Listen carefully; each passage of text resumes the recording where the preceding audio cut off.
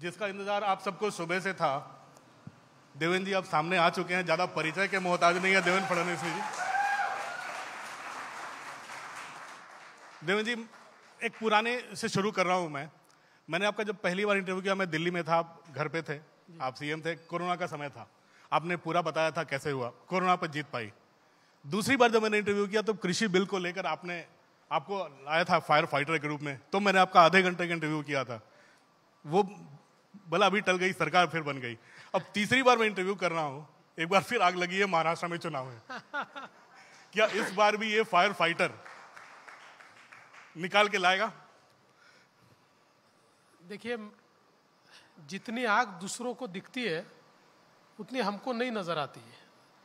मुझे ऐसा लगता है कि ये बहुत ही ऊपर ऊपर लग रहा है लोगों को आग लगी है, लेकिन महाराष्ट्र में ऐसा मानता हूं कि लोकसभा के बाद काफी बदला है और एक रियलाइजेशन भी महाराष्ट्र में है कि किस प्रकार से लोकसभा के रिजल्ट्स आए।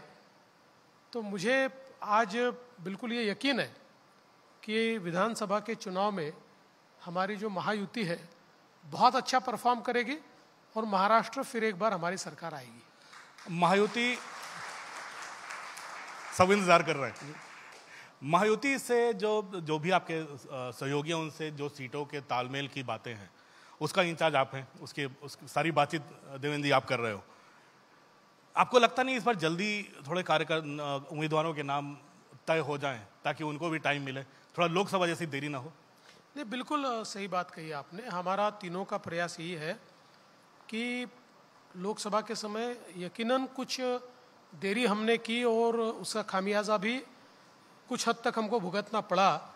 इसलिए तीनों पार्टियों की मानसिकता है कि हम जितने जल्दी अलायंस को पक्का कर पाए और सीटों को डिक्लेयर कर पाए उतना हमारे लिए अच्छा होगा, और हमने उसकी कोशिश शुरू कर दी है। हमारी बैठकें भी शुरू हो गई है।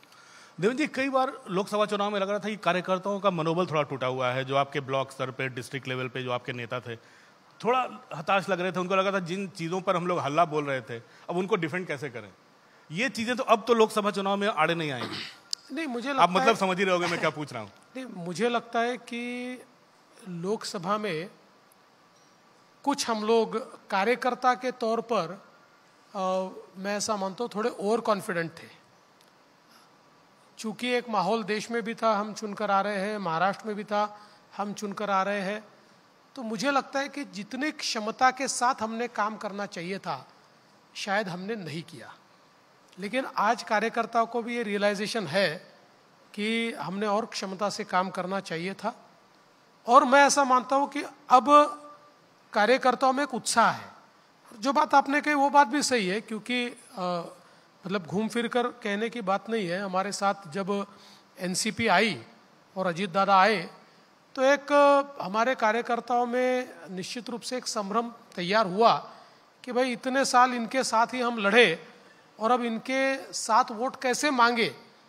तो इस चीज़ को रियलाइज करके उनको वक्त का तकाजा क्या है, किस चीज़ के लिए हमें इनको साथ में लेना पड़ा है, ऐसी सारी चीज़ें उन तक पहुंचाने में शायद कुछ देरी भी हमारी हुई।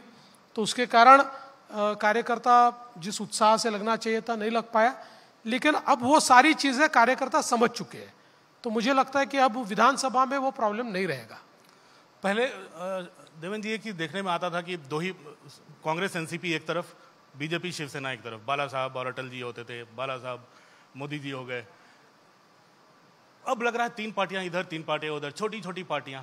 तो महाराष्ट्र में इतने सारे छोटे छोटे छत्र, ये महाराष्ट्र की राजनीति क्यों ऐसी खिचड़ी की हो गई है?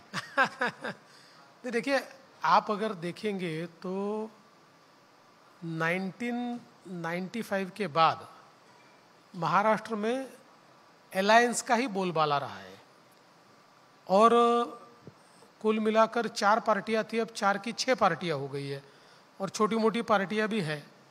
लेकिन अगर आप देखें तो 2 ही प्रकार के इसमें मैं ऐसा मानता हूं कि पोल्स आपको नजर आते हैं।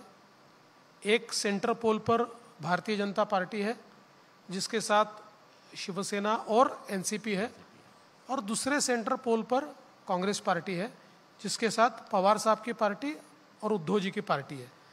तो इसमें भी अगर आप पूरे महाराष्ट्र को देखिए, पैन महाराष्ट्र, चाहे वो आप लोकसभा का चुनाव देख लीजिए, पुराने विधानसभा के चुनाव देख लीजिए, तो इसमें महाराष्ट्र की सबसे बड़ी पार्टी ये बीजेपी रही है और वो हमेशा रही है। और इस बार भी भले हमारी सीटें कम आई हो, पर आप अगर वोट परसेंटेज हमारा देखेंगे तो हम ही नंबर 1 है।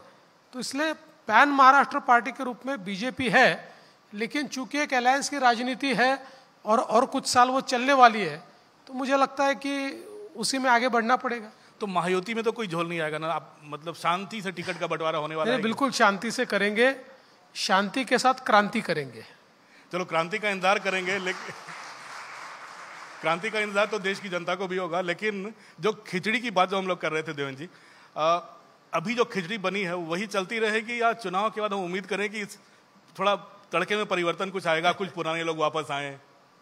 नहीं, देखिए, मैं ऐसा मानता हूँ ये खिचड़ी नहीं है, एक बहुत अच्छा अलायंस हमने तैयार किया है और इसमें से कोई बाहर नहीं जाएगा। हम सब लोग साथ में ही इस चुनाव को जीतेंगे और नई सरकार हम तैयार करेंगे।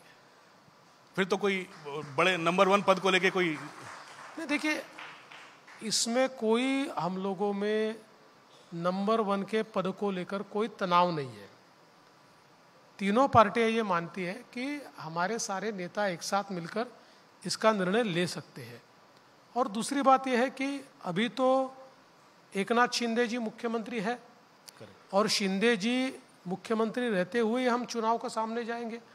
मुख्यमंत्री किसी भी सरकार का प्रमुख होता है, इसलिए हमारे सामने कोई असमंजस की स्थिति नहीं है।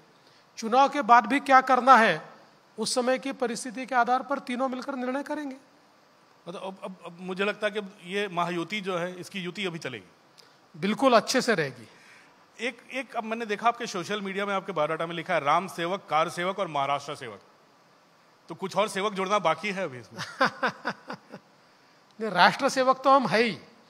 जो राम सेवक होता है वो राष्ट्र सेवक होता ही है। और चूंकि मैं कार सेवक रहा हूँ तो मुझे इस बात का अभिमान है कि मैं कार सेवक को इसलिए वो लिखा है, और महाराष्ट्र की सेवा करने का जिम्मा मिला है तो महाराष्ट्र सेवक तो हुई। तो राजनीति में लेकिन कुछ और सेवक बनने की महत्वाकांक्षा होती है। नहीं, आप जिस ओर इशारा कर रहे हैं उस ओर मैं नहीं देख रहा हूँ, मैं यही देख रहा हूँ।